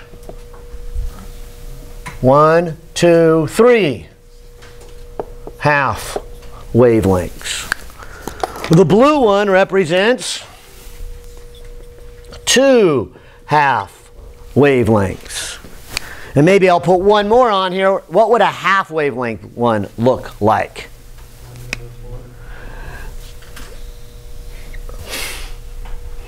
L equals a half wavelength. Hopefully you can see the general approach here. L would equal what? What are my possibilities? N half wavelengths, where N is 1, 2, 3, 4. Isn't that the same thing I had before, the same math anyways? The physics is a little different because I don't have node to node, I have antinode to antinode, but it makes sense. A node to node is a half wavelength, antinode to antinode is a half wavelength. And so all the same patterns I got for the node to node, which was our string, is going to be the same patterns I get for antinode to antinode. And so if I maybe show you a little motion of this, in what little time we have left here, is what would, say, this pattern, I guess, look like? That one is what? N equal 2? That's the blue one over there. Right? And so there is one of many patterns. Since this one's the same, I'll go real quickly then. If that means my possible wavelengths are 2L divided by N, that means my possible frequencies, which would be velocity divided by wavelength, would be velocity divided by 2L over N, which are N times V over 2L for my different frequencies. So many frequencies are possible, but notice they're all integer multiples again. So I would have the first harmonic, the second harmonic, the third harmonic. I guess what's a little different than the last one I did is the last one I specifically talked about a string. And a string, how do you calculate the velocity on a string? Square root of t over mu, and I put that in here. But if you take a string and tie both ends, you're not going to get this pattern. So we don't usually see this pattern with strings. We usually tie the two ends, or at least one end we tie. So the whole idea of a string is not a good idea, but where would we see something like this? Yeah, and that's our musical instruments. That's why that clarinet and flute showed up here in our discussion, even though I got a little bit ahead of myself there.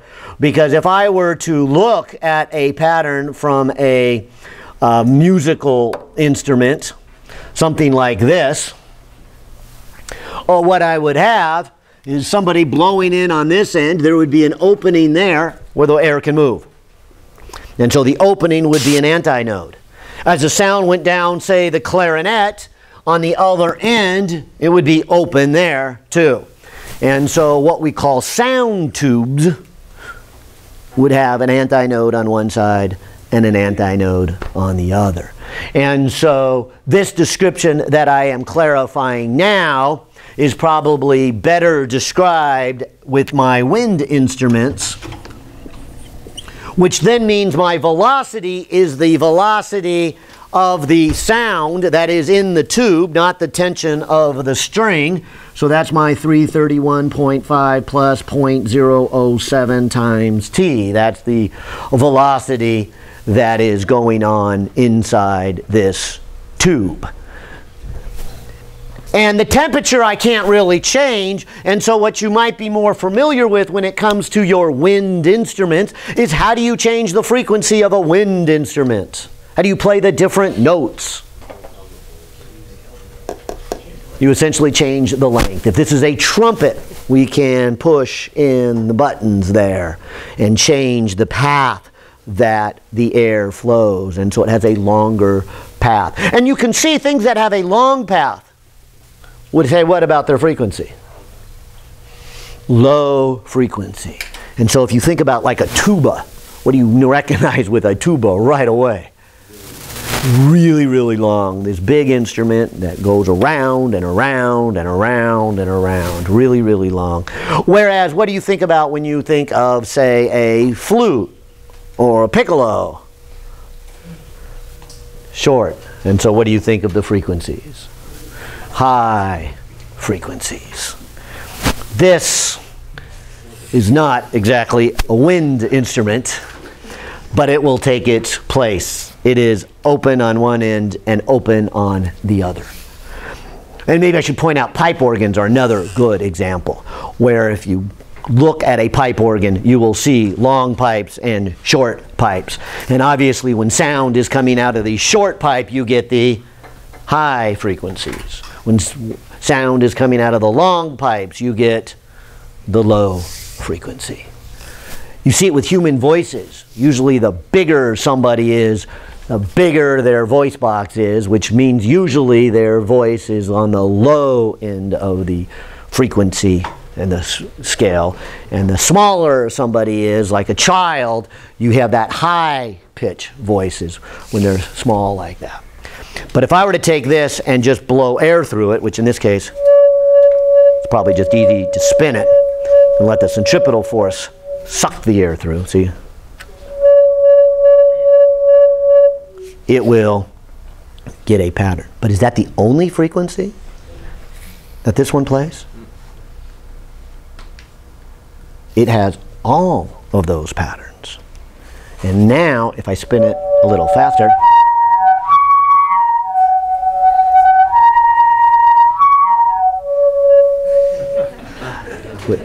it will set up those individual patterns. And this one is specifically designed that it won't do all of them at the same time. So it's only going to select one. This would be the lowest one. This is what I'd call the harmonic. This is the n equal to 1. This means from here to here is a half wavelength. And as I spin it a little faster,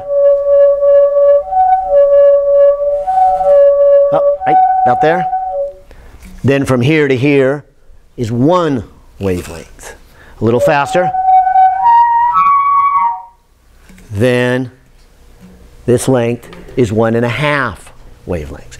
And so there's, again, quite a few possibilities. What is neat, though, is I think it does follow the same pattern, even though it is not node to node. It is antinode to antinode. And the last one, maybe the hardest of all, what else could happen? Good picture might look something like this. What if one end is clamped?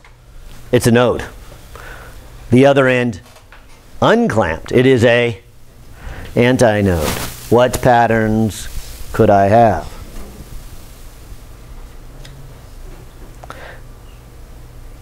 And here the math does work out different. I would say the physics is still the same. We're putting the condition of two waves traveling in opposite directions here.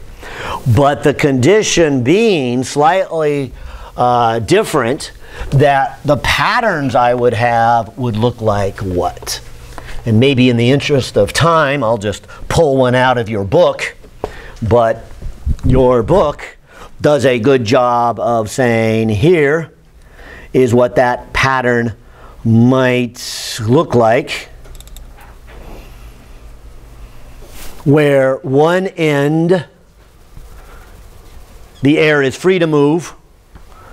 But in this little sound tube, they've capped off the end. It's not opened like the end of a clarinet or a trumpet. They've put a block on the end. And so the sound can only come out there. It can't come out at the end. Maybe you've done this with a bottle and a sound tube. What frequencies are possible in this scenario? Well, maybe drawing a few pictures might be a good place to start. Let's see, if this is going to be a node, I'll put N. This end will be antinode, I'll put A. What could I have? Well, kind of the first one that comes to my mind is that one, right? And so if this is the length of it, how many wavelengths is that? Yeah, it's 3/4. Do you see how it is? A half and then another quarter? So I'll write that as 3/4 of a wavelength. What other patterns might be possible? That one kind of comes to mind. That would be 5/4. See, that would put another node in between, right? And every time I put a node in between, that's an extra half wavelength. And so this is going to keep increasing with possibilities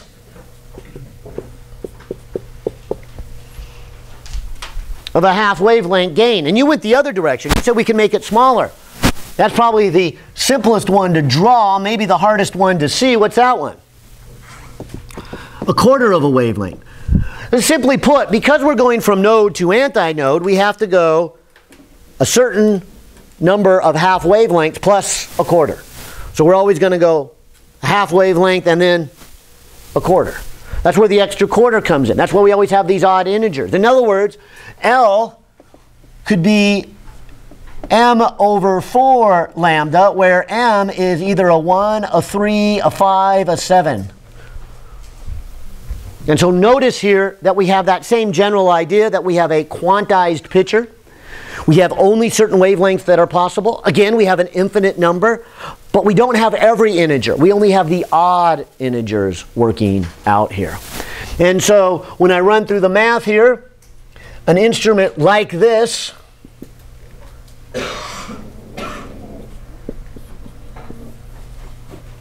would have those sets of wavelengths that are possible.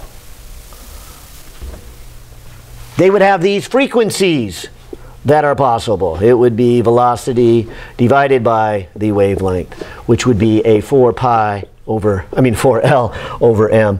And so I would get something that looks like that.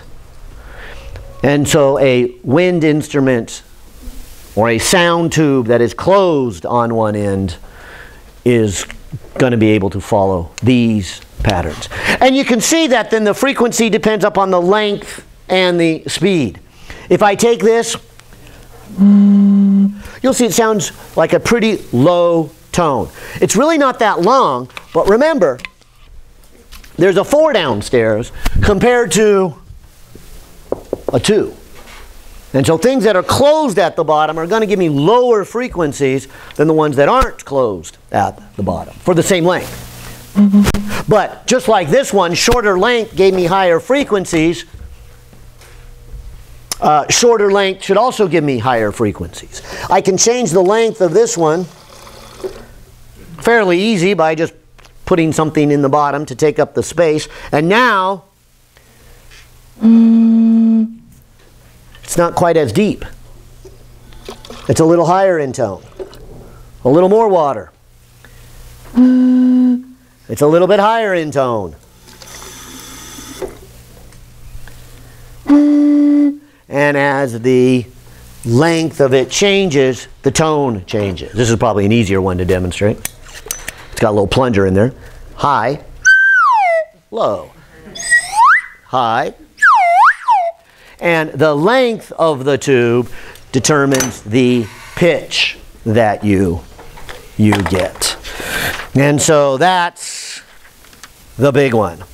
Well, one more very quickly. One more very quickly, no, is that what would happen now in the last scenario?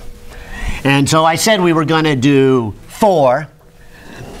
I'll call this the third one, but I kind of already did the fourth one. The fourth one was what happens when you put more than 2 waves together. And that's what I started to do when I looked at those wind instruments. I did put a bunch together. In fact, before I jump into this third one, I'll kind of complete the fourth one here. Your author says, let's look at a bunch of waves added together. And we kind of already did that. He said, look, what would happen if you took 2 waves? You'd get that gold line. 3 waves, you'd get that green line. 5 waves, you would get that purple line. And in fact, this is the experiment you're going to run in lab next week. You are going to send in a square wave, and you are going to break it down into its individual waves. Then you're going to get 1, 2, 3, 4, 5, 6, 7, 8, 9, 10 waves. And that's all our instruments can measure, is up to the 10th harmonic. So we will measure the 10th harmonic here. So I guess I'm saying I have done the fourth one. I'll do the third one, but kind of do it quick here, especially since you mentioned it earlier. We call this the beats. Let's ask the final question here. 2 waves coming together, but now slightly different frequencies, or slightly different wavelengths. And so the final scenario is this picture here, and says, look at these 2 waves. Look at the blue one and the black one. What would happen if I took wave number 1, y1 equals some amplitude, sine, and I'll call it k1 omega. I might as well make them go to the right. Oops, k1x times omega 1t. And I take a second wave, which has a slightly different wavelength and a slightly different frequency, so they can have the same speed here. But what will happen when those 2 waves are brought together? What is the total of wave 1 plus wave 2? Well, let's do what we did about an hour ago. Let's use that little trig identity to say, can we add these together? I'll put the 2 and the a out in front, but the first one was cosine. Cosine of what? A minus b. Okay, a minus b over 2. So if I subtract those 2, what do I get?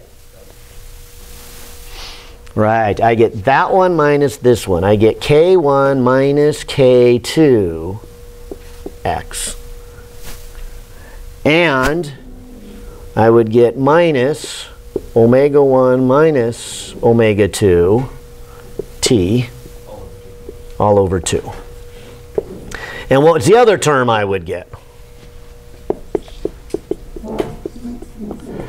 k1 plus k2 and omega 1 plus omega 2. So that's the general answer. But what if these are really close in frequency? And that's what this picture is trying to represent. Uh-oh, we got 45 seconds, right? Oh, yes, I do. Thank you. No problem now. I can chill a lot more. All right, yeah, we got 5 more minutes. All right, good. What would happen if I were to add those 2 waves together? And so in general, 2 frequencies would look like this, but I'm going to look at a special case. What if omega 1 is close to omega 2? Which would also kind of imply k1 is close to k2. Here's why. What it would simplify down to, and I'll start over here at the end, sine. This would just kind of be a kx minus omega t again, right? Because these are almost the same. When you add 2 numbers that are almost the same, isn't it just twice? If you felt a little bit better, you could say, well, this is really the average of the 2. But here's what I'm trying to get at. Even though it's 2 separate waves, the result of those two waves would essentially be one traveling wave towards your ear. There's really two waves, but what you would perceive is one wave coming towards your ear. And the more interesting part is this right here. This is cosine of what? I'll put I will put, hopefully, I will put the differences as a delta. I don't want to quite put it at 0 because they are close, and you can tell a small number from 0. It's kind of hard to tell a average, say the average came out to be 99. It's kind of hard to tell 99 from 100. But it's easy to tell 0 from 1. And so your ears will pick this up. They'll pick up the difference. They won't pick up the sum. So you will not be hearing two different frequencies when they're that close. You will hear just one frequency, but you will hear what? What would this out in front be doing? That's the amplitude, and it would change with time. That's still over 2. That, oh yeah, it is still over 2. And so what your ears would hear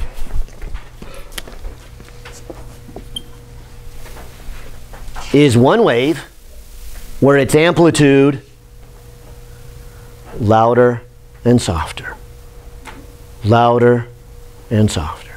That's what you guys brought up earlier when you said beats. What are beats?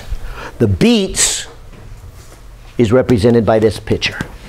If you were to add those two right here at the origin, crest and troughs line up, and you get something very large. But further over in space, or later in time, the crest and troughs cancel each other. And so for a moment in time, you would have a wave hitting your ear that has a big amplitude. A little bit later in time, you would have a wave hitting your ear that is small in amplitude, then big in amplitude, then small.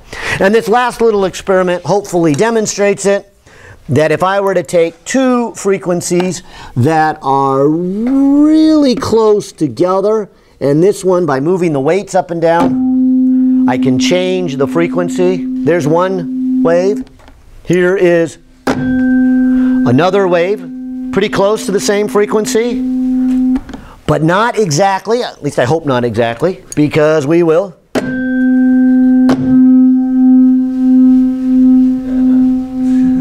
hear the waves getting louder, softer, louder, softer.